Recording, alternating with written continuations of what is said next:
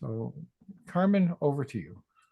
Super. Well, welcome everybody. So happy you could join us for this extra early session of the Mods Book Squad. I'm very, very excited to be joined by my colleague and dear friend, the Reverend Christine Boyle. I'll introduce her in a bit of a moment. We are gathered to discuss our United Church Lenten resource, Act Fast, Spiritual Practices for the Climate Crisis. Yeah, there you go. Mine's in Toronto, so thanks, Chris.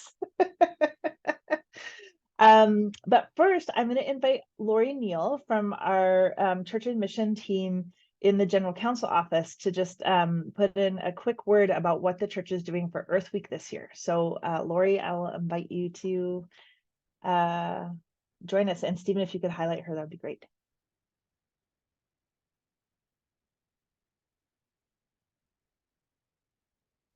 Hello, everyone. My name is Lori Neal, and thank you, Carmen, for the opportunity to share a bit about Earth Week, April 21st to 28th. So you may recall, many of you may have been involved in our first Earth Week, which was held last year. And this is together with For the Love of Creation. So that's a national body of churches and organizations working across faiths to work for climate and work for creation. So you're invited to organize events to pray, learn, and act for climate justice. And that can include like Earth Sunday worship. About 50 different communities of faith did that last year. Or you can go for an Earth hike. Wild Church has resources. You can use the Act Fast resource to share some prayers and reflections.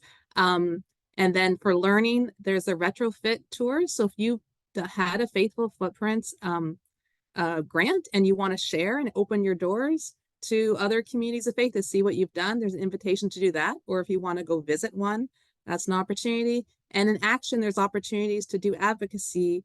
One group had a Resurrect Your Bike event to get bikes out and ready to get on the road. And so I invite you to go to the link I'll put in the chat that shares a bit about what the opportunities are for this year, and to use your creativity to share something that you're already doing or try something new and invite people of other faiths and denominations to join with you. So thank you. I'm looking forward to our gathering today, and just if anyone has needs any support or more resources around Earth Week, feel free to reach out to me. Thank you. Thanks so much, Lori. I also want to say that I am currently this afternoon in the Pacific Mountain Regional Council offices in Burnaby, which is the traditional ancestral and unceded territories of the Squamish, Nicomin, and Hunkaminam speaking peoples, which is how the First Nations here like to be acknowledged. And I invite you to just pop into the chat where you're gathering from today as part of our territorial acknowledgement. And while you do that, I'd love to introduce my friend Chris.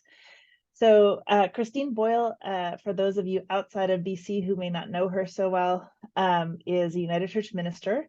I first met Chris when I was a candidate for ministry, or I think I was discerning ministry, and I was a volunteer chaplain at our Vancouver Lower Mainland Youth and Young Adult Spring May Retreat at Camp Firkham here on Gambier Island.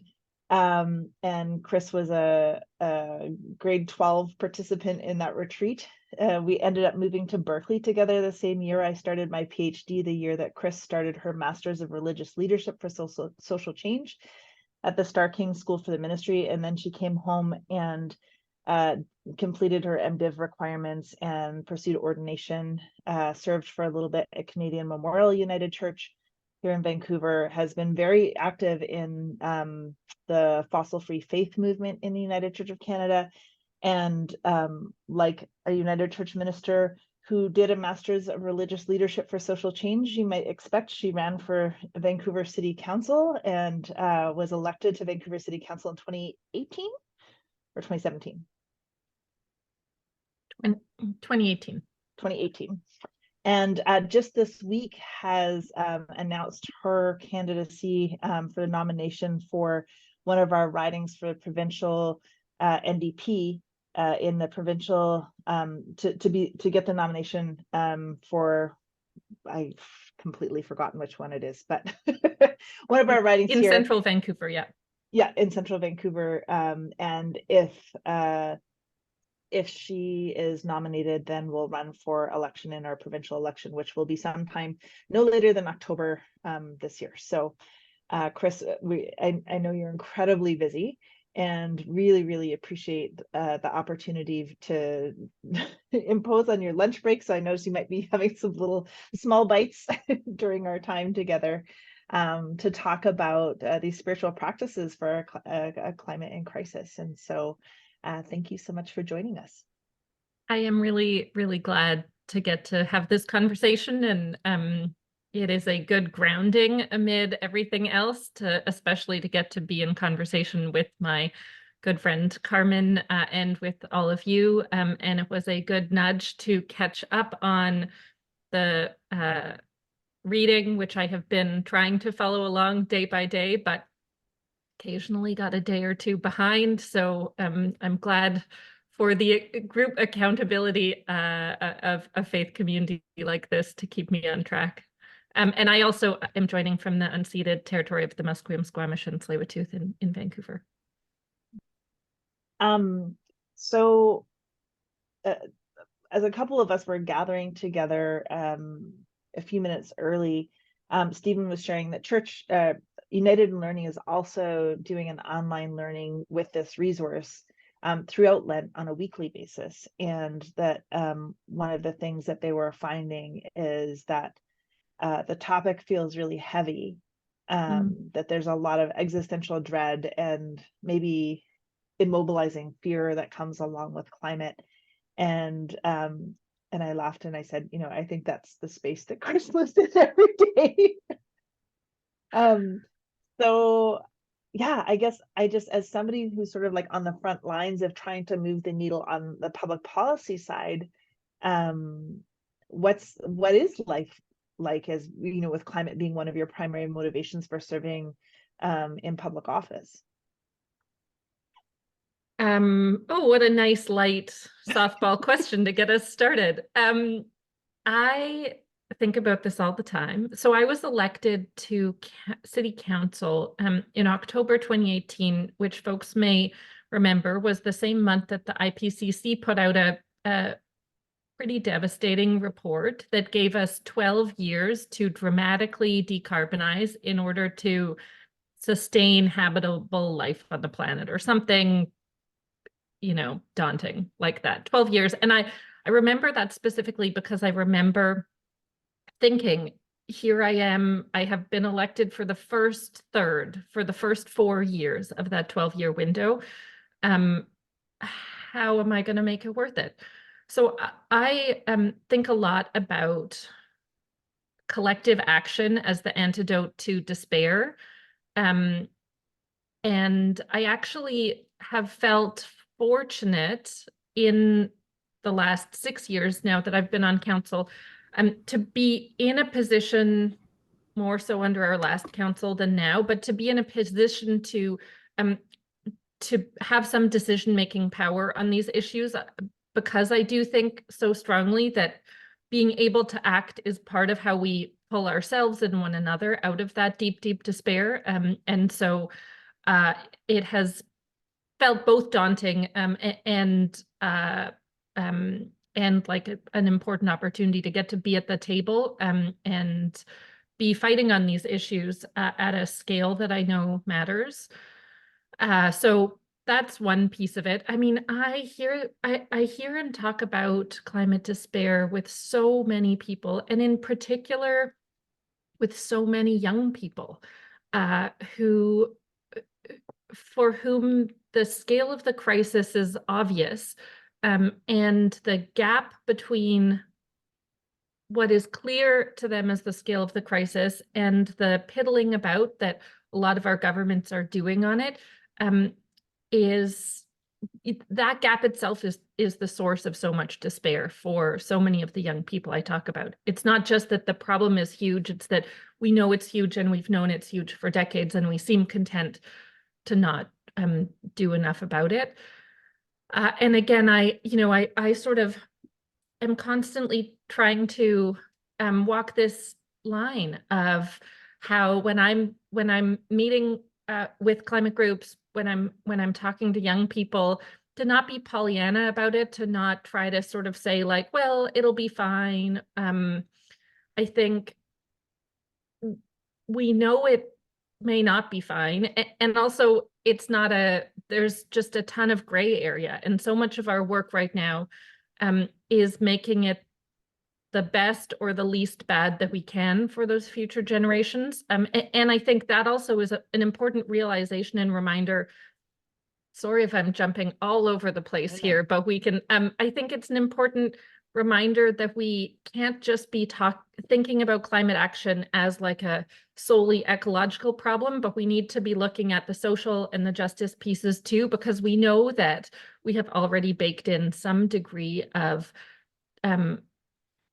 climate change. We see that already. And so those social and equity pieces will make a difference too in how those impacts are felt and by whom and how strongly. And so I also think that the recognition that we're already looking at some level of change is one more reminder of why we need to be looking at these issues together. But I mean, all in all, do I lie awake anxious about this? Absolutely. And I, to be honest, would love to just be doing crafts instead of doing politics. But I feel a huge sense of responsibility in the moment we're in to be stepping up and acting on these issues. Thanks. So I mentioned you did your master's in religious leadership for social change, and you were ordained in the United Church. So can you tell us a little bit about, I guess, your faith motivation? Like, I know from myself as a young person growing up in the church that the church being a place where I could seek support for addressing institutionalized racism or anti-Indigenous racism. It felt like the church took those issues seriously for me as a young Indigenous woman. And so I maybe underestimated how quickly Christendom was dying. And so it doesn't necessarily like always feel like a place of huge influence in society anymore. But do you want to share a little bit about like the intersections of your faith and your commitment to climate action and your decision to move from paid accountable ministry into politics? Yeah, I have Always sort with of the woven... easy questions. Yeah, totally, no problem. Sound issues, or is it just me? Are other folks having sound issues? Sounding fine to Not me. here. It might be just you.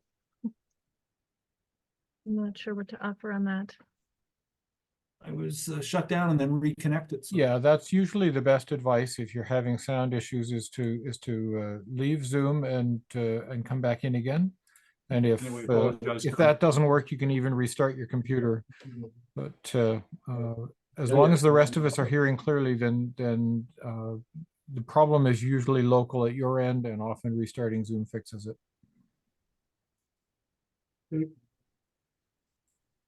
All right, we bought you a second to answer. Yeah.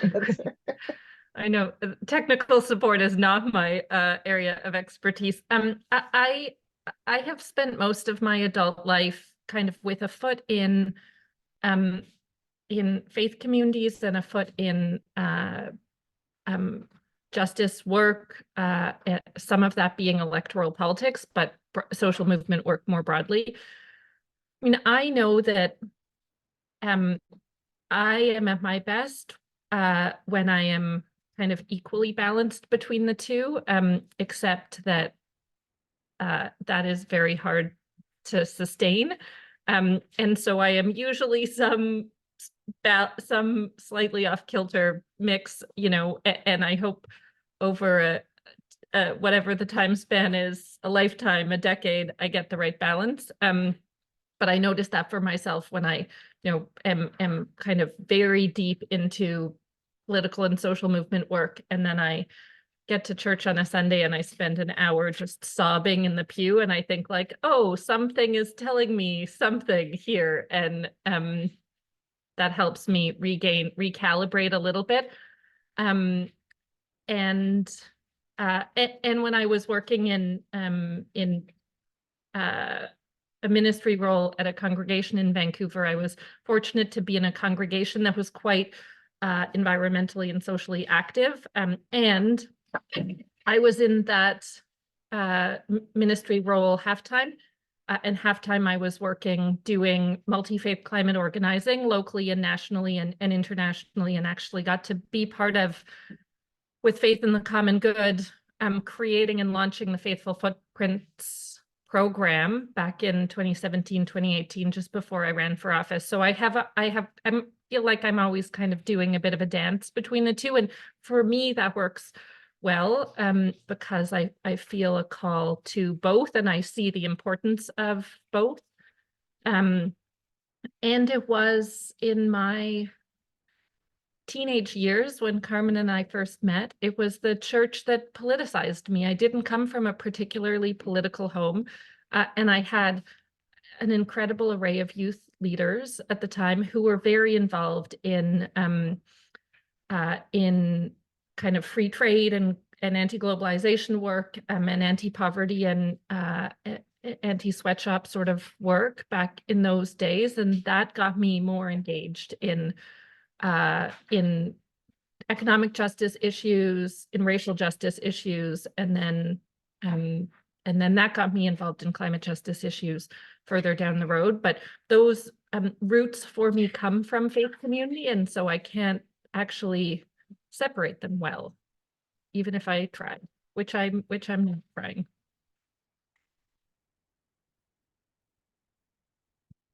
You're muted, Carmen. Which we'll both do at least once. Yeah, everybody does it at least once on a Zoom call. So when you're reading this particular Lenten resource, and I'm gonna be upfront and say we're not through Lent yet, so I haven't finished using it, but I have used a lot of the resources from it as I've had opportunities to lead devotionals or worship over the last couple of weeks since Lent started. I used it as a worship resource in our General Council executive online meetings last weekend, and I also led General Council work. The General Council offices has a weekly hybrid worship from the General Council office, and so I used resources from this for all of those. But I'm wondering, as you have used it, and thinking about that balance between climate action and the commitment to be a church of deep spirituality, bold discipleship, and daring justice, like what's it been like for you living mostly in the public action space and community action space right now, and maybe not so much in church space? What was it like for you sort of delving into this resource? I loved it. And this is some of the balance when I'm talking about climate. I often, because I'm trying to get this balance right, and like you just said, Carmen, I'm so much in that action space right now that the grounding I need is exactly what this resource offered, is some deep breaths and prayer and reminder. And often when I'm speaking with groups, I know that across the spectrum of whoever's in the room, people need pulls each way, and there's no way possibly to know exactly what the right thing is that each person needs to hear. I actually spent many years doing kind of self and community care work, and I often found this when I was talking to a group. The challenge was in any group of people would not always hear the message that they maybe most needed to hear. If I said some folks need to slow down and take some more deep breaths, and some folks have the capacity to step up and do more, and the folks who were already on the board of 8 different organizations and never slowed down. We're like, oh, I guess she's saying I need to step up more. Like it was impossible to make sure we all in different moments need different reminders. So I will just speak for myself to say, I know that I really need many of the reminders that were in this book. And in particular, is it too nerdy to like comment on the pages I earmarked? So day 9 from Jessica Hetherington starts with her saying, I fell in love with the earth around the time I learned to walk on the 300 acres of my parents' rural property. I can recall the scent of the wildflowers and tall grasses and feel the shade of the cedar grove that was my backyard playground. And that stood out to me because it connected to a Brazilian Catholic ecofeminist who I also love, Ivana Gabarra, who writes about, I'm going to blank on the name of her book, but she writes about how our first relationship with the earth isn't theoretical and it isn't science-based. It is longing for running water, I think is the name of it. That our first relationship with the earth is the earth that we stood on and played on and dug in the mess of. And I find that a really helpful reconnection to place, which for me is a really useful grounding, and useful because I can do that reconnection. I'm fortunate to have lived in the same city and region for most of my life, and so I can reconnect to that earth that I literally learned to walk on when I have a half-hour break between meetings, when I can just go outside for a moment. So I find that as a active practice. I'm not great at like seated prayer and meditation. I don't know if you can tell I move a lot. So I find that that reconnection to the earth that I first learned to love, a really powerful reminder. I love that. There have been several prayers in there that I think are particularly helpful to me. And I knew it was going to happen at some point, but I left the book that I was discussing in the city where I am not. So I had flagged some prayers and some resources that I have found particularly powerful, but I think for the same reason. And for me, I don't feel like liturgy is my primary gift in ministry, right? So sometimes having colleagues and other other leaders in the church who step up and write things in such beautiful ways that express exactly how I feel, or like the hopes and prayers that I have for the earth and for people, are so much better and more gracious than I ever could hope to be. So can I read one more? Yeah. So the other one, this I did get a bit ahead of our timeline here for folks who haven't seen the resource. It is sort of daily readings and practices. So week 6, day 34, which we're not at yet,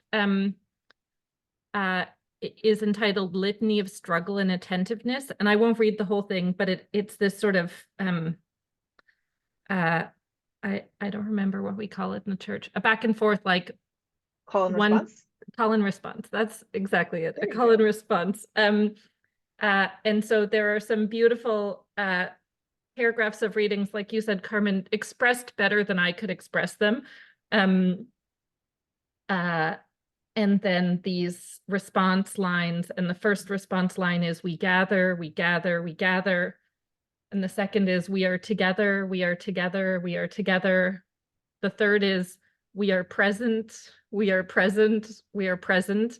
And then the fourth, which is why I am chuckling, is no more, no more, no more, which feels like sometimes what I do want to call and respond loudly.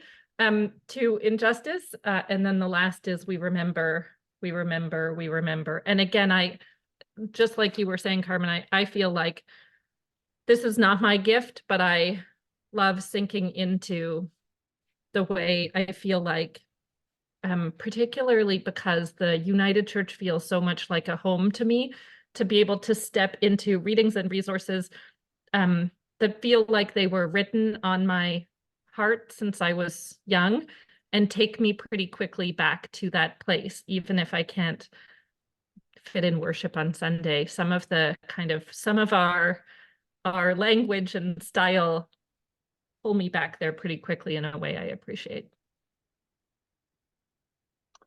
I love that. I brought you socks for Christmas, didn't I? You did. Yeah, what did they say? They say said I have something hope. They Yeah. say I have hope on them. I right bought on the them, bottom, so I stomp on them. and I think for me, when I think about the climate emergency and what I know about brain science and like that constant existential dread that comes at us all the time, it's just like all this assault of like bad news stories about we're not moving fast enough, or like the latest extreme weather events that are impacting people, or like environmental catastrophes that are like, and not only that, but like the explosion of greenhouse gas emissions that came from 5% of our forests burning in the last year.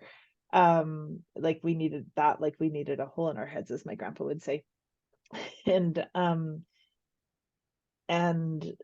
the reason why I bought Chris these socks that say I have hope is because I know that she lives in this place of like always having to think about like what is it that we're working towards, like how can government help.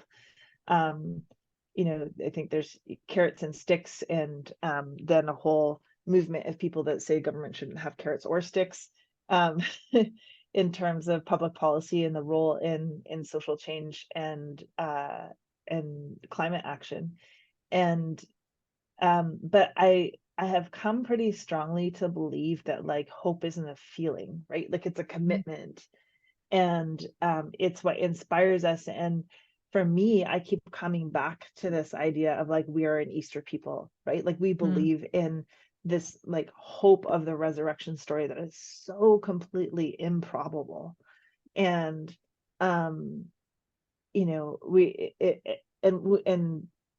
like I said in my Christmas article in Broadview magazine, one of the best and hardest challenges of working with Michael Blair as our general secretary was hearing him preach last year at the Resurrect Party church planting conference in Victoria, where he said, like we domesticate the Easter story. Like we talk about it in terms of we have all these symbols of like bunnies and Easter eggs and symbols of new life, but like if you think about like the gruesomeness of a body being raised from the dead, right? Like, it's more like the Walking Dead or like zombie apocalypse kind of, like it would have been really, really frightful. Like when they talk about being in awe, it wasn't like a comforted like, oh, that's sweet. It was like a being almost overcome by the confrontation of this disruption of the expectation that death would triumph over Jesus' body. And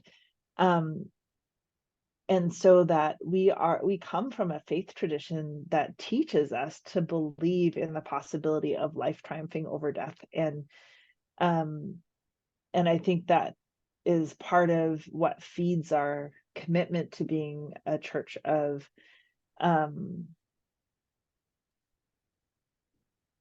deep spirituality, bold discipleship, and what's the last one? Daring justice. I was trying to think of what the prefect was. Yeah. Can I ask you, Carmen? I don't know if Yeah. this is the format that's allowed, but I'm curious back to the first question you asked me, how you respond to in yourself and in all of the communities that you're leading and engaged with, how you respond to climate anxiety. Um,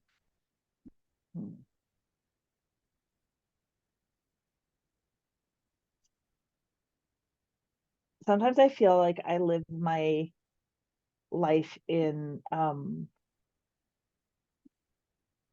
like little reels or gifts, right? Like I have been a huge movie buff my entire life, and in the 90s I had a particular penchant for romantic comedies, and so there's there's a movie from the 90s called French Kiss starring Meg Ryan and Kevin Kline, and so Kevin Kline plays this like French thief that's going back to like deal with the fact that he's inherited his dad's vineyard and his failed dreams, not thinking that he was going to be able to amount to anything. And Meg Ryan is an American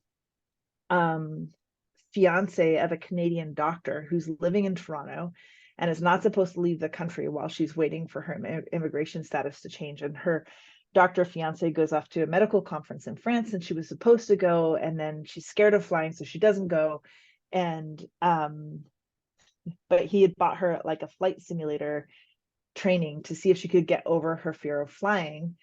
And she's in the flight simulator and she's singing her little mantra, and then she was like, we're going down, we're going down, we're going down.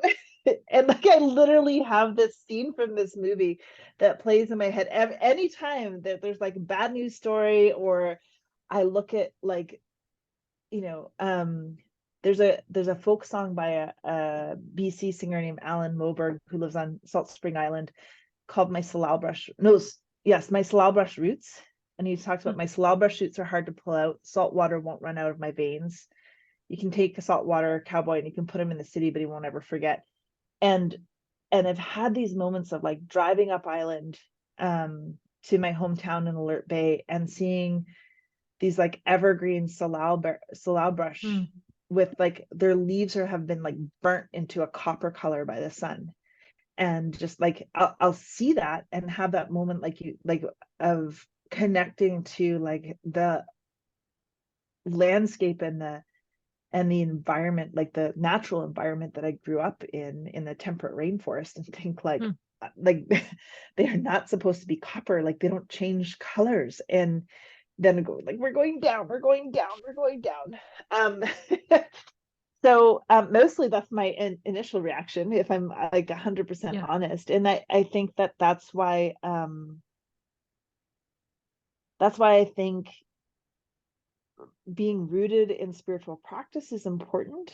I made a contract with myself 20 years ago that I would be a woman of integrity, just loving people as an extension of God's grace. And that felt really aspirational when I was like reconnecting with church and exploring a call to ministry. And I got elected as moderator, and I was like, okay, yeah, I did that for 20 years. And now here I am. So now what? And so I changed my contract with myself this year, which is sort of my personal purpose statement. And it's now, I am an optimistic woman inspiring actions that promote human prosperity and a flourishing web of life.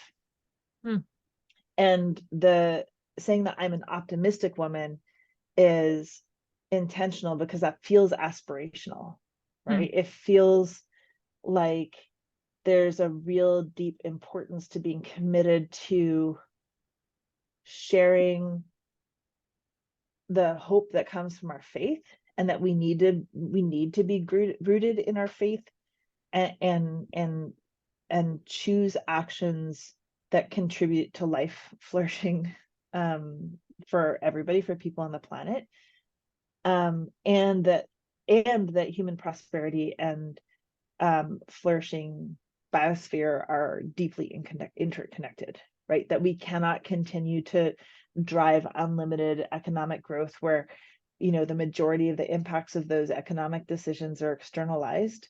One of the books that we did earlier in the book club was Kate Rayworth's Donut Economics. And the reason why I love that is because she sort of thought, you know, this model that we get taught in like economics 101 in university, that there's inputs and outputs in a machine, and anything that what's input and output is cash. And so anything that can't be computed by math like cash, or as easily as cash, isn't part of the equation. And she said that doesn't work for us anymore. And so she created this donut, which is basically 2 concentric circles. The inner circle is our social foundation, so democracy, access to education, social welfare, our public institutions, libraries, governments, the healthcare systems. And then the outside circle is our planetary boundaries. And so she says that anytime that we make a decision where we have a shortfall in our social foundations or an overshoot of our planetary boundaries, like we are threatening our existence and the balance of the biosphere. And so she talks about the importance of all of our economic decisions happening inside these circles, in what she calls the just and safe space for humans. And so I keep thinking about like the importance of I guess sharing hopeful stories. Like I love it that Lori and her team are sharing reflections from congregations and communities of faith that have gone through the Faithful Footprints process and have done things. like it's sort of been a side benefit of some of the visits I've done as moderator, but I had the opportunity to go to Whitehorse United Church, which is our only church in Yukon, only United Church in Yukon. And I went there with the chair of my advisory committee for Pride last summer. And Whitehorse United has done like a $430,000 retrofit to go onto heat pumps, like a climate resilient heat pumps. So even when it gets really cold, their heat pumps work. And, they have some they didn't tear apart their building, and they did it in the most cost effective way. So they have new little pipes that are sort of screwed to the wall and painted the same color. And it's not, it looks like they did a retrofit where some of the stuff is visible, but so important and so impressive that they were able to get funding from their territorial government and the federal government to help cover the cost of that in addition to their capital campaign. Where I did the flourishing workshop in Winnipeg at Meadowood, they've just launched a multi-$100,000 campaign to switch their church to geothermal. I spoke to the United Churches for Dartmouth in Nova Scotia last spring, and they've gone to 100% solar. And so the church musician also happens to be one of the guys that knows how to run all of their battery packs in the solar system and everything. So he gave me and my daughter a tour. And it's sometimes when we think about the fact that some of our communities of faith are struggling and maybe lightly suggesting or flat out saying that a ministry personnel person shouldn't use their $1,500 continuing education benefit because that'll be challenging to their budget. And then despite that being the context of so many of our communities of faith and people making these massive shifts in tens of thousands of hundreds of thousands of dollars to do what's right for the planet. And that gives me hope. And I hope to be able to amplify and share those stories more, because I think it's encouraging. There's something in fundraising. They talk about social proof. So if I say, we need to raise $37 million for First United, that seems really daunting. But if I say, XYZ Foundation has given us $10 million, we have major gift pledges of $8 million, including major gifts from me, from people on the cabinet of our fundraising campaign, and you name names, and all of a sudden you start thinking oh, well, if Christine and Seth can do that kind of a gift, then maybe I need to rethink my gift. And I think the same thing happens when our communities of faith share the positive things they're doing for climate action together, because we think oh, Meadowood United Church is it's a bigger urban church, but it's not, their demographics are not necessarily any different than a lot of other congregations, and they've figured out a way to do it. So maybe we should be thinking about it, and maybe it can't be, the same extent or whatever, but we can learn from them and share our success stories. Yeah. I think the same whenever I see those stories, the Faithful Footprint stories. the different nuances of this building is X years old and in this climate, and here's the thing that they did there, and this building in this other part of the country, you know, different needs, different story, but similar impact. I think it feels tangible because so much of that building stuff is daunting to so many of us. I was just thinking as you were talking, Carmen, how much I love like theologians talking about economics is like a niche conversation favorite of mine, and we get to do it often, and I really appreciate it. And like faith leaders talking about building retrofits is another one of those sort of overlap in the Venn diagram of my favorite topics. And so also love seeing all of those stories get rolled out and all the ways that communities are really stepping up on that front. So you follow Faithful Footprints. Do you have any particular stories where like you've paid attention to over the years and you're like, oh man, that was impressive, or that was like a small but mighty action? Which was my husband forwarded one to me very recently. Give me a moment to look it up. That he my sort of secular Jewish husband read one of the stories and said to me, "This is so exciting," and forwarded it along. So let me see if I can find it. While you're looking for it, I'll tell, can I share who your husband is? Oh, so sure. Have any of you read A Good War by Seth Klein? Yeah, that's Christine's husband.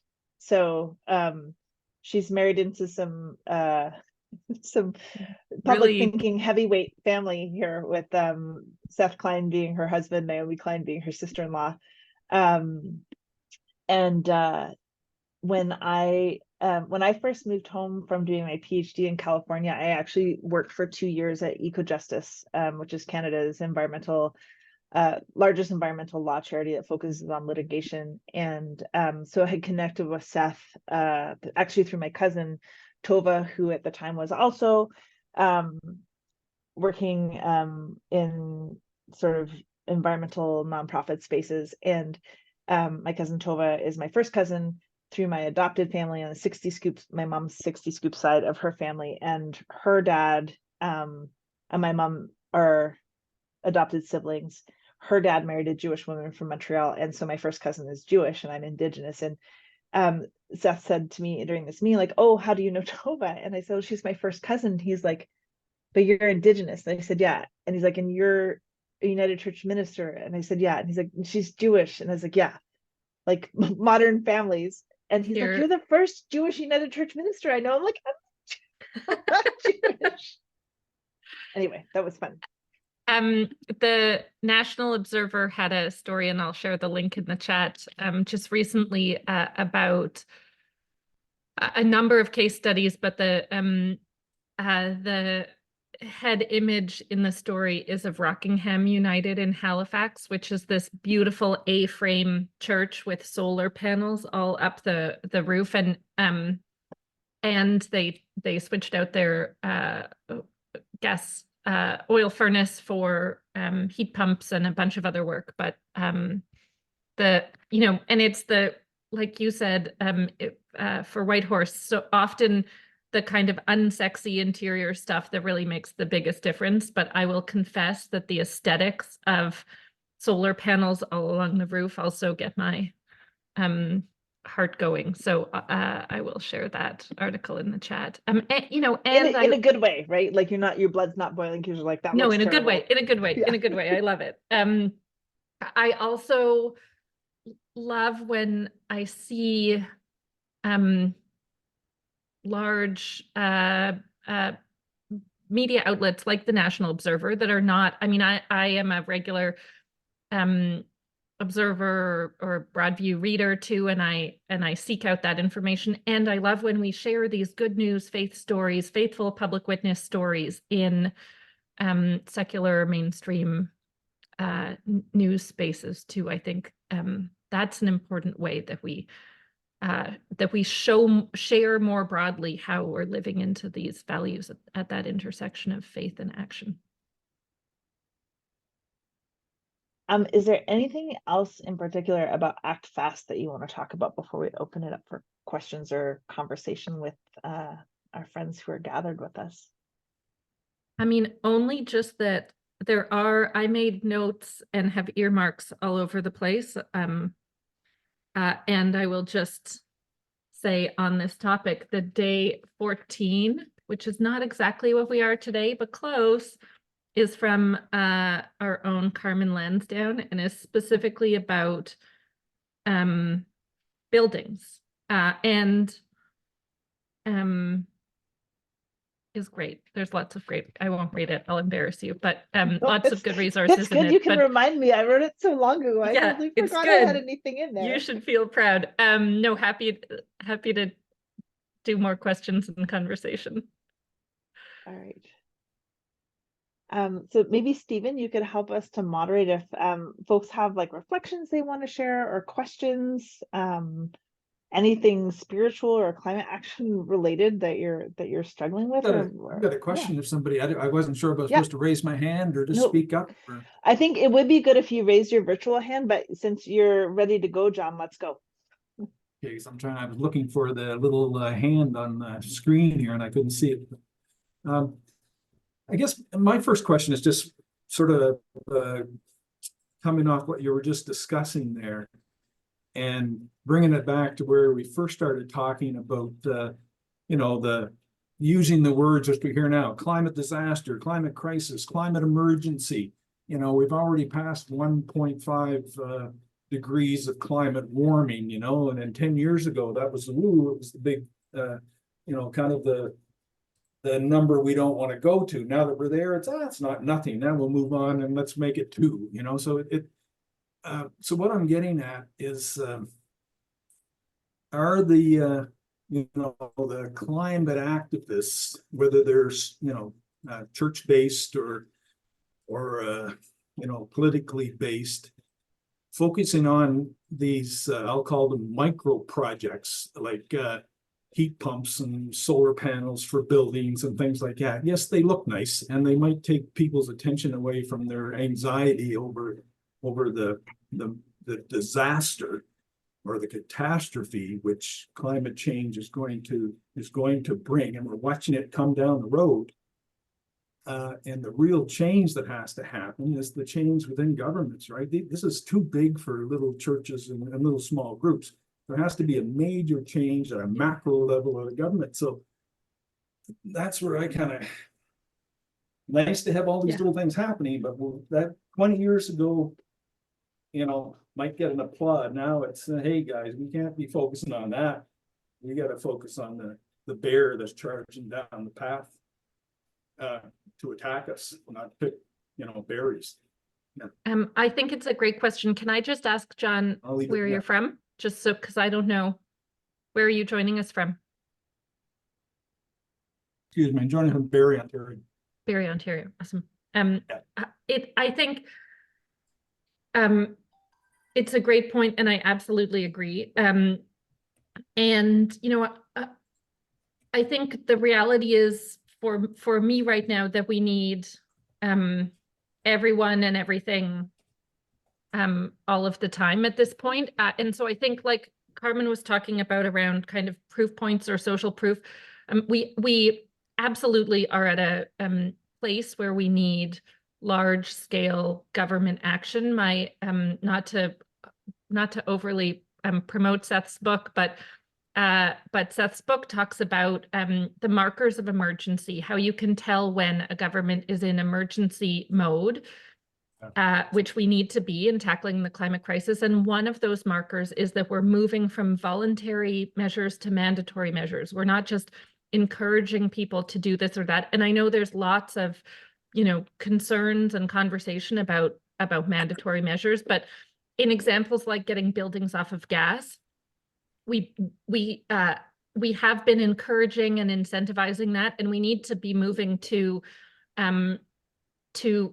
require it and provide all of the supports in place to make sure it's done well, but that it's done on the timeline that we need. And as a local government person, I think about that particularly in terms of our own buildings. In Vancouver, 55% of our carbon pollution comes from burning gas in buildings, you know, so-called natural gas in buildings. So the biggest climate action that we can take as a local government is in tackling gas in buildings. We moved quickly in my last term on council to require that new buildings have zero emission heating and hot water. So we're largely not piping gas into new buildings in Vancouver anymore. And that's significant because that's kind of the easiest. If we just stop making it worse in new buildings, check.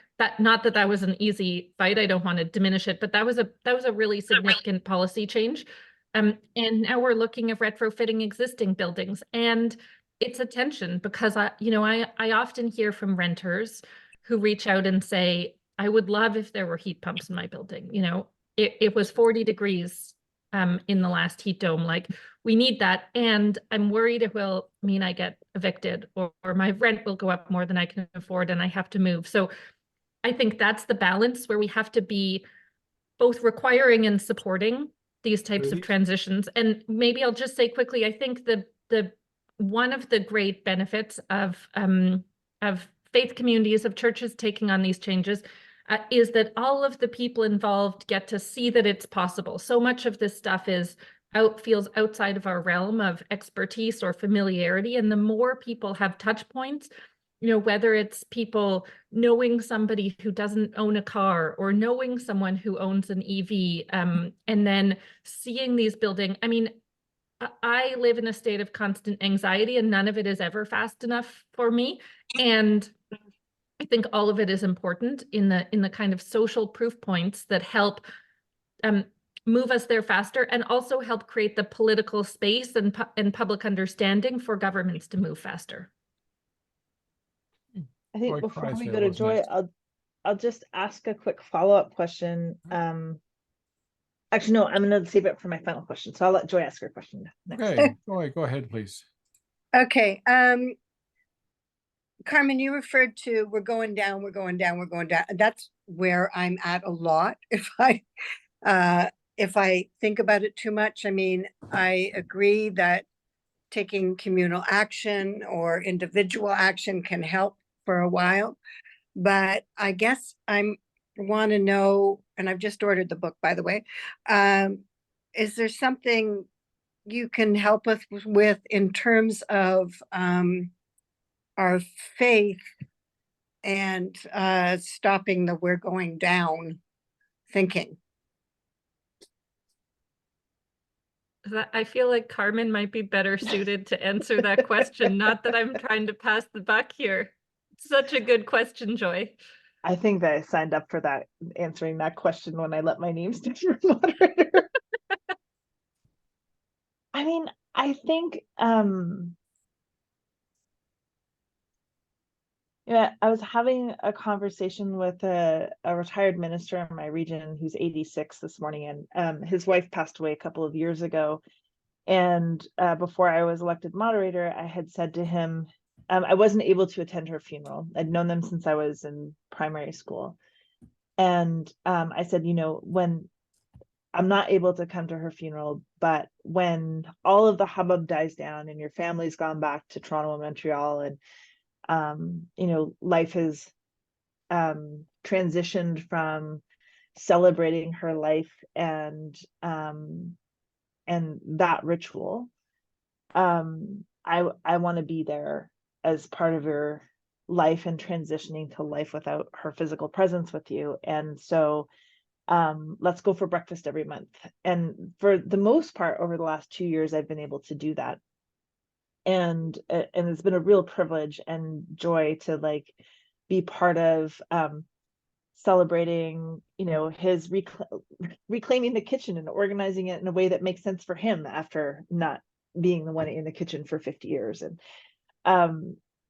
And I was sharing with him about my daughter Esperanza, who was on social media with me a little bit in last year because I took her out of school for a semester to come and travel with me as moderator. And it's been interesting to her education assistant in her classroom goes to a local United Church, not the one closest to us, but another one in Coquitlam. And she said, So she texted, this is going to be one of those like moderator tangential answers that's going to be hard for me to land the plane because it's the intersection of a bunch of stories. So I'll just preface it with that. You got to follow me.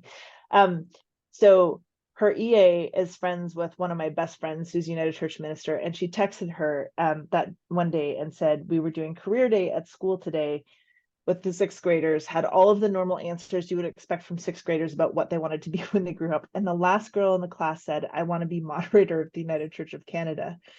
And because the EA is a member at Eagle Ridge United Church, she was like, oh, interesting. I have a friend who's very good friends with moderator. Do you happen to know the name of the current moderator of the United Church of Canada? And this little girl said, yes, it's my mother. And so she's had this experience of like growing up in the church in this very public way, and falling in love with ritual a little bit. And so like she came to church with me when I preached at Peninsula United Church last month, and like voluntarily came up and took communion. She was the only, there was like probably 250 people at church, but like she was the only kid. And she came and participated in communion. And then on Ash Wednesday, she came up and the minister like put the ashes on her forehead, and we had a conversation about that. And we were talking about how like ritual kind of like soaks into our bones, right? Like that there's deep meaning that we rumble with out of the over and over again living through the liturgical year in our liturgical rituals. And I think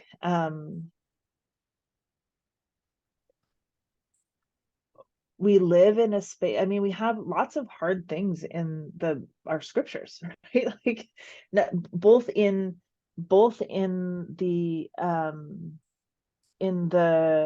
Gospels and the epistles, but also in the Hebrew scriptures. Like there's a lot of tough stuff to rumble with, and over again the message from God is that like, I got you, we got this. There's a different way, a better way to be in the world. And you know, I think when we stay in a place that is where we become like overwhelmed by that fight, flight, or freeze tendency that our brains are wired to do to keep us alive over the past, you know, couple 100,000 years. That's a really normal place to be, but we also have developed like our executive function in our brain where we can actually start to have like adult conscious thoughts about, oh, okay, I'm having this like visceral reaction and there are things that I can do. There are different actions I can take. I can choose hope. I can read a good news story. For me, I think I really am starting to love speculative fiction.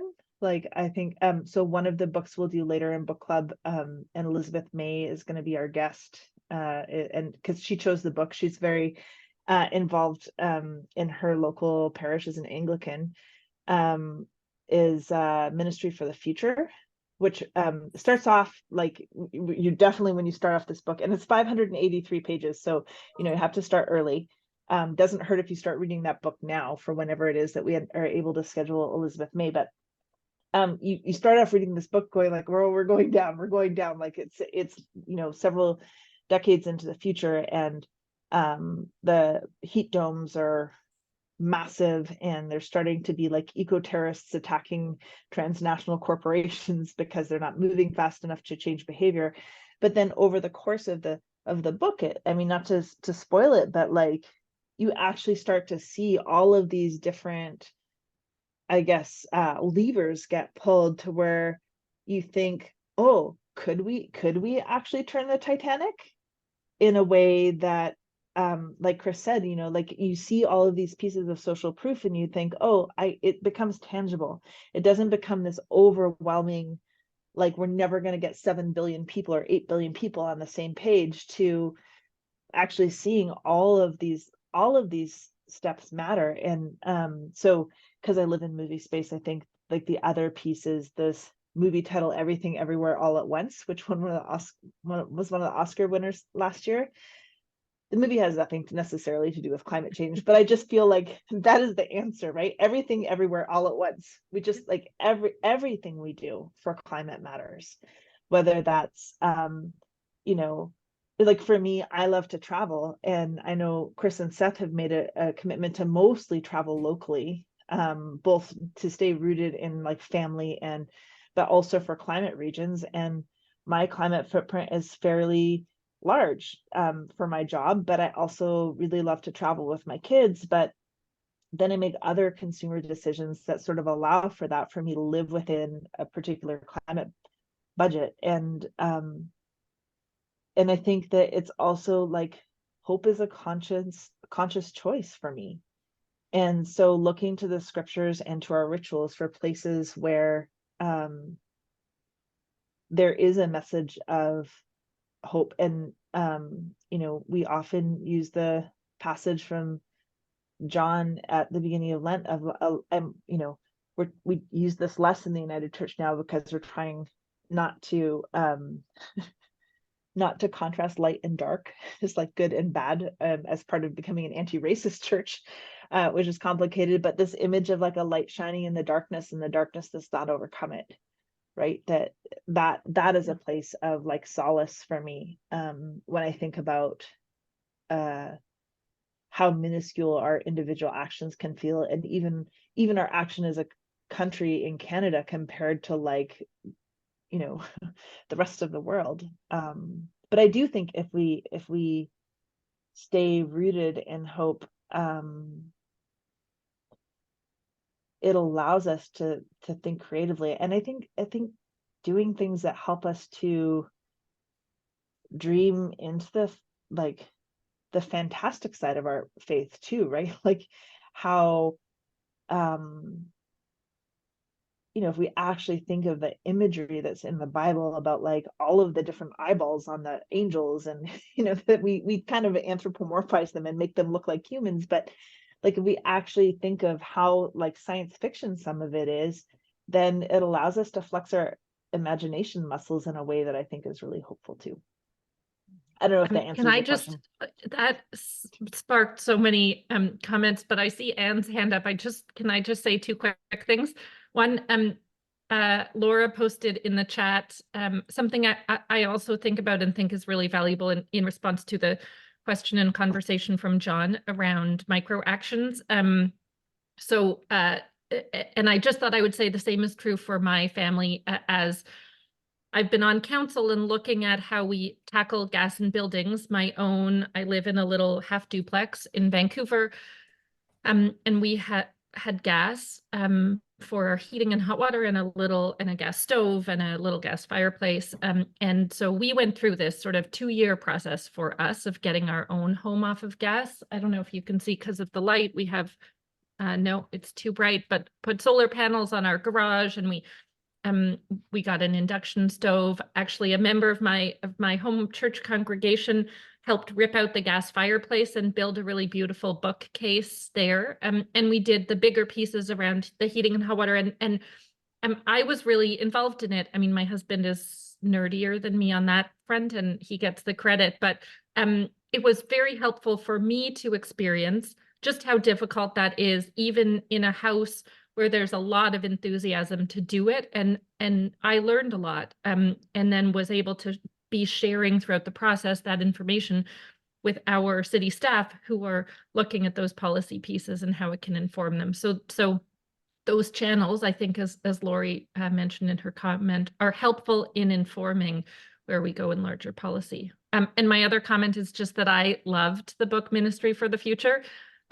It starts out very daunting, and I would just encourage you to keep going. But I'm in 2 book clubs. One of them, Carmen and I are in together, and I'm in another one, and I recommended Ministry for the Future to my other book club. And when we got together to discuss it, they were like, "You never pick books again, Boyle. Like, that was the most depressing book we've ever read. Nobody else could get through it. You're cut for a year from choosing the book." But I found it so hopeful. So, I think it's about where your starting place is, maybe on the hope spectrum there. Anyway, but I see Anne has her hand up. Anne, and then Marian.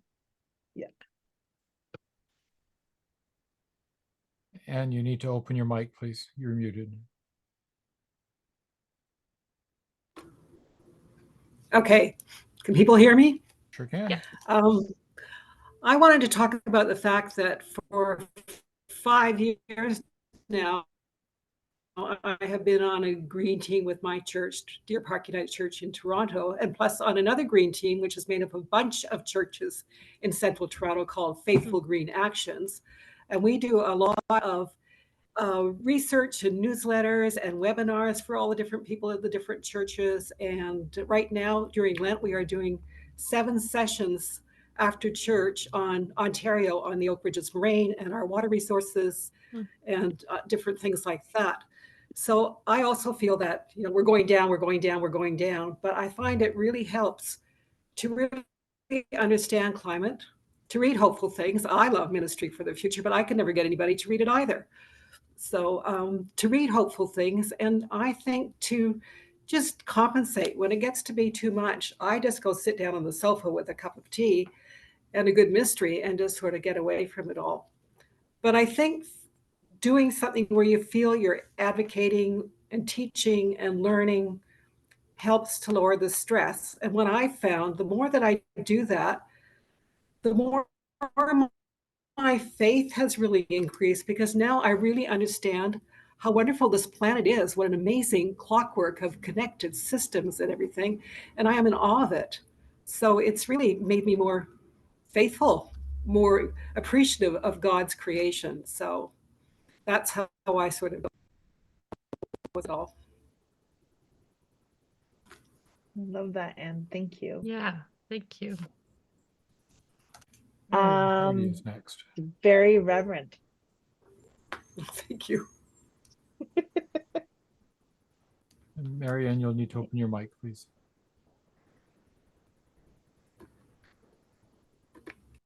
Hey, oh, thanks so much. I'd love to explore with you, moderator, the biblical, theological, and liturgical comments you were just making. I want to take advantage of Christine's political involvement. So I want to ask whether it is the moderator writing a letter or seeking an audience, or those of us now in the pews or working with community organizations, what's the most effective way, from your perspective, of communicating so that we have the possibility or potential of effecting change, in this case around the climate crisis, or my great project, guaranteed livable income, or whatever? What should we be doing and what should we not be doing? In terms of communication, in terms of how we talk about the issues, you mean? Yes. Yeah. How do we speak so that politicians take notice and say there's something here for us to pay attention to? Yeah, I was going to jump in at first. I said I'd leave it for the end, but that was going to be my question for you, because this is, I'll maybe contextualize the question a little bit around Israel-Palestine, but also around guaranteed livable income. You know, we've been trying to, especially around the war in Gaza, you know, we have a letter writing API interface that like can send a letter. You can modify the letter, you can send it to your MP and to Ministers O'Lee and the Prime Minister.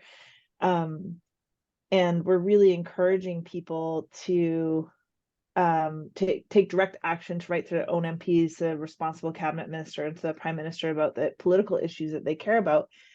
And to sort of overwhelm elected officials with written correspondence, not necessarily form letters, but just a letter saying, hey, I'm your constituent, I care about this thing.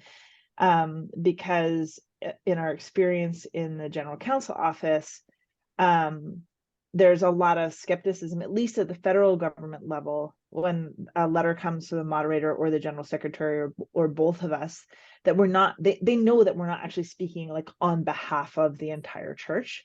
And so it doesn't necessarily carry the same weight as it did in the era where maybe the moderator went for breakfast with the Prime Minister on a regular basis. I don't know if that's actually true, that anybody ever did that, but it's certainly an urban legend in the church, if it is or not. But so I think Marion's question is like, what's the best way for United Church members to advocate for policy change and for government action at the different levels of government?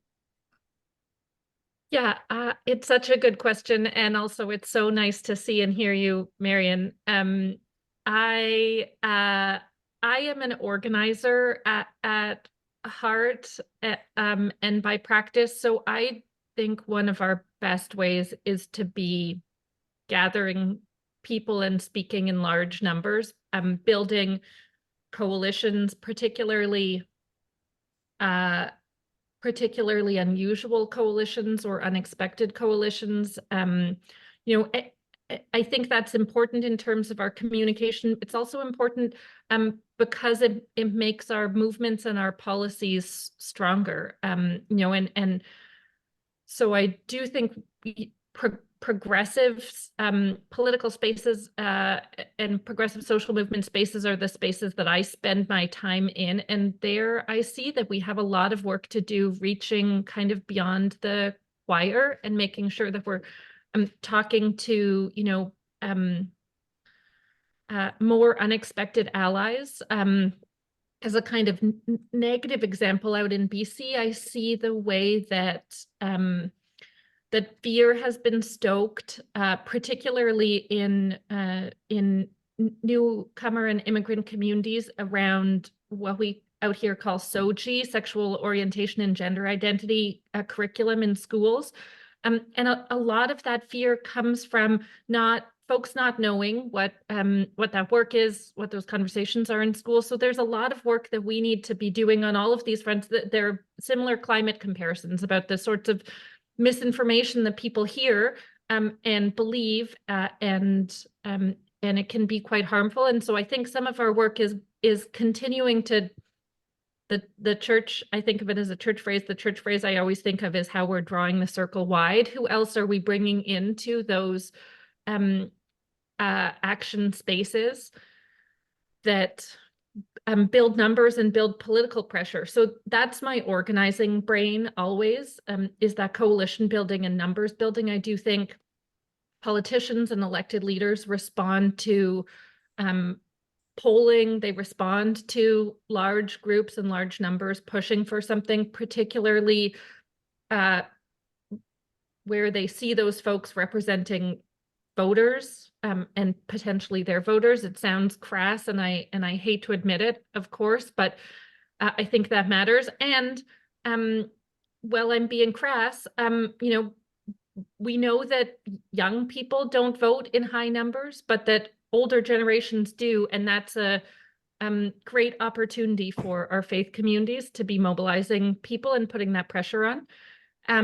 And then in terms of how you do it, and that piece about how political the church and formal church leadership can be, I think that's a dance to figure out. I remember in the Stephen Harper years, a lot of folks I knew were working in environmental NGOs, and there was a real kind of freeze on what they felt they could say for fear of losing charitable status. And so I don't know if this was, I can't remember the timeline of your time at Eco Justice, Carmen, but there were a number of people, a number of organizations that kind of had their nonprofit arm and their advocacy arm. And so there were different roles they could play on that front. But I do think, there's lots of good climate communications work that gets done around what language and messaging we should be using. My inclination, I am regularly talking about climate crisis, climate emergency, not just climate change, like really stating the problem again and again. Those little kinds of things matter, and there's lots, there's like fascinating amount of polling and study that goes into that language and framing piece. And I just always go back to the organizing piece, that it's about numbers and the political power that comes from numbers. Yeah. So in April of last year, I went to Ottawa with, there was a little delegation of 4 of us. So Dorcas Gordon, former principal at Knox College, which is the Presbyterian school at U of T, Primate Lyndon Nichols, the Primate of the Anglican Church in Canada, Bishop Susan Johnson, who's the National Bishop of the Evangelical Lutheran Church in Canada, and me.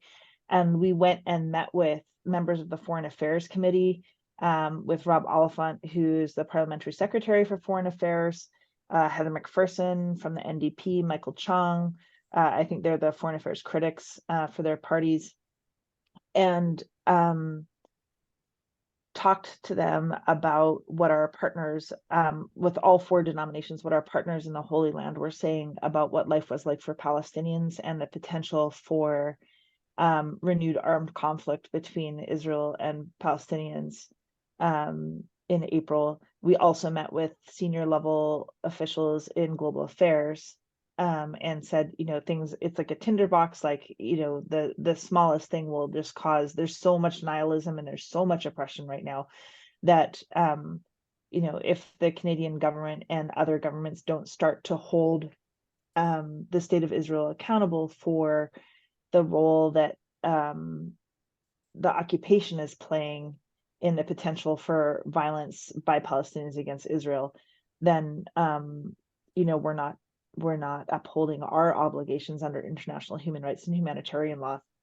And the government had said to us, thank you so much for coming to us together, right? Like, if it had just been your individual denominations, it would have been really challenging for us to take the meeting, especially in a post-Christendom world where, like, Christianity is not, like, the United Church of Canada is not a massive percentage of the population of Canada anymore, but like combined, we were still like over 12 or 15% or something like that. And so that was enough of a coalition that they actually organized a series of meetings over a 2-day period for us. And I think that the same is true when we're like on climate. There's so much opportunity to work across denominational lines at the local level, as well as interfaith lines, to join with other people of faith and people of no faith to say, we're people in our local community or in our provincial jurisdiction that care about this and think you can do better.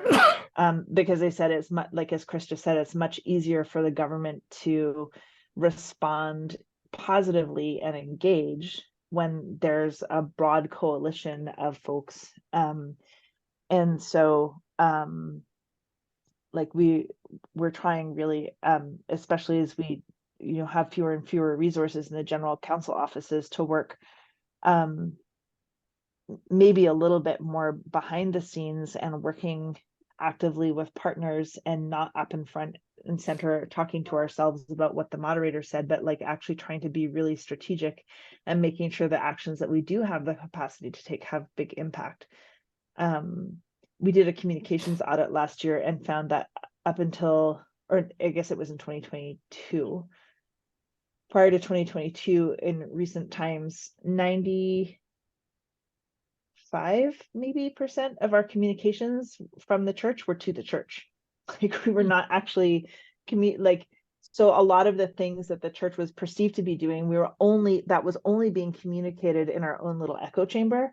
And so sometimes it might feel like, because we're not spending a lot of time saying the moderator thinks this, is because like I'm actually trying to get a meeting with an MP or the prime minister, or like talking to business leaders or things like that, trying to have more strategic engagement in a way that actually makes an impact. Because I think for a lot of these things, there's a lot of synergy across the church. And so I don't need to tell you what I think about the climate and what my faith calls me to do about the climate, but I need to figure out a way of like, how can I partner, through Lori and her work with Together for Love of Creation, like what are the highest impact things that I can do to help build those local coalitions across the country. So yeah, I don't know. Does that answer your question, Marion? I have muted Marion, so if you Okay. need to speak again, Marion, you'll have to open your mic. Muting Marion. It's all helpful. I just, yeah, because I'm so politically involved in trying to get politicians to pay attention to us, that I love I could explore this question for a longer time, but thank you very much. Well, Me too. Marion, Thanks for the asking it. current moderator is coming to Newfoundland twice in 2024. So, you know, if you need me to show up and go walk alongside you to engage with your provincial government at any point while I'm there in June or in November, I'm happy to do that. Right now it's the Senate Bill 233 we want passed. Yeah. All right. John, I see your hand again, and then I think we'll just take a few minutes to wrap up after your question, unless there's somebody else has a burning question. Yeah, I just have a quick question. Again, from a perspective on it, if we were, again, to try to get to a sort of what I sort of see as a higher level and get these other groups, whether they're faith groups or, you know, anybody that's involved in activism, especially to deal with the climate, what would, in your opinion, what would be that key issue? Because in order to get people to come together and to voice a large enough mass to get to the government, they need to reach that critical mass, right? If they see 1,000 letters coming in, you know, that makes them cynical in that way, but it sets them in a part where they can go, that's great, that keeps them busy, right? They're writing letters, they're really not getting in the way. So the more you do that, you know, if they want to stay on their own path, then that allows them. What is an issue that's going to make them uncomfortable, make them notice you, bring other people in, other groups in, and so that the voice reaches a critical mass and is loud enough that the government has to stand up and notice you? I mean, again, it's a good question. And again, maybe unhelpfully, I go back to Carmen's line of everything, everywhere, all at once. Like there are different roles to play. So, and different leaders who respond differently to different things. I'm often encouraging folks to ask for meetings with their own in their riding, their own MLA or MPP or MP or city councilors to build those relationships. Sometimes if you have an elected leader who shares some of your values, you can talk with them about what they think they could get passed at their table and how you can support that, and then get to act in more of a supportive, I mean, pushing way. Often political leaders need that push to help get the rest of the votes they need. If you can find someone supportive. I also think it just depends on who's around their campaigns. I've been really excited about, I think the Youth Climate Corps is a great push and a conversation that a lot of young climate leaders are having across the country, and a great opportunity to show up and advocate. And a nice solution-oriented campaign focused on jobs and the future for all of us, but particularly young people. There are gas ban campaigns happening that, again, I think are really valuable and tangible, particularly where they can connect with the impacts that people are experiencing from the climate crisis in their own homes, and how we build more climate resilient homes, how we make it easier and more affordable for people to retrofit their homes. I think for me, those types of campaigns that are about climate and greenhouse gas emission reductions and tackling fossil fuels, not skirting around the issues of oil and gas, but also connect to people's lives in really tangible ways in where they live, or their economic security, or their community health and well-being. Those are really rich intersections of campaigns to bring a broad group of people together, whether it's across generations, whether it's bringing in healthcare experts and healthcare workers, or builders, or students, and more kind of piecing together a coalition of folks who can connect to the intersection that the campaign is focused around. So I wish I had more specific examples for you, but I do feel lucky that in my sort of neurotic reading of the news and following of these things, I actually think there are a lot of good and exciting campaigns out there to be joining in on. Oh, no, I agree. I was just Yeah. answering the question to see if you had one. No, I'm well versed in all this stuff. I that's believe it. going Those on are here. I know you those don't are know. the top of mind for me. The youth climate core, the gas ban, I think are both really exciting. Thank you, Kristen. Yeah, of I course. think if folks don't know about the Youth Climate Core campaign, then A Good War by Seth Klein is a really good place to I go. promise I'm not just here as an advertisement for Seth's book. But it has a great vision for you know, how to use that as a particular lever for both responding to the impacts of the climate emergency that we already feel, and then also preparing for the climate emergency as it will continue to impact us even as we change our behavior. Chris, I'm going to put a link to the climate core video in the chat too. You can, oh, great. Super. If you haven't gotten enough of us yet, you can watch that after. Yeah, because once we reach this tipping point, right, then the conversation changes. We move on as to what we're going to do when it collapses, not how we're going to stop it, right?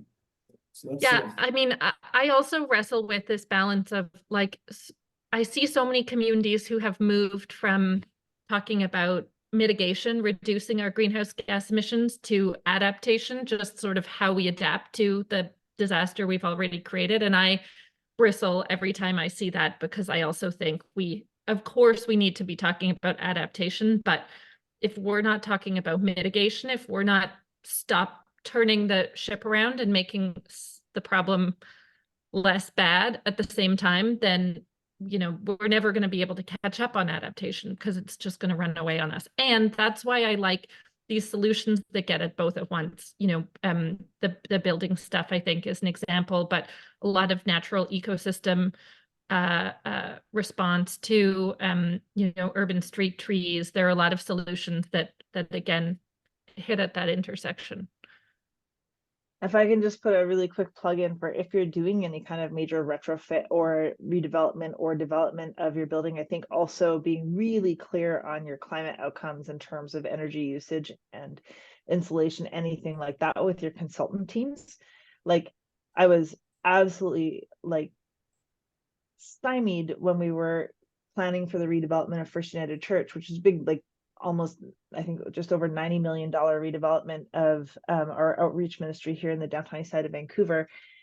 And the mechanical engineers had designed like an HVAC system that allowed to keep the building at 27 degrees if it was 31 degrees outside.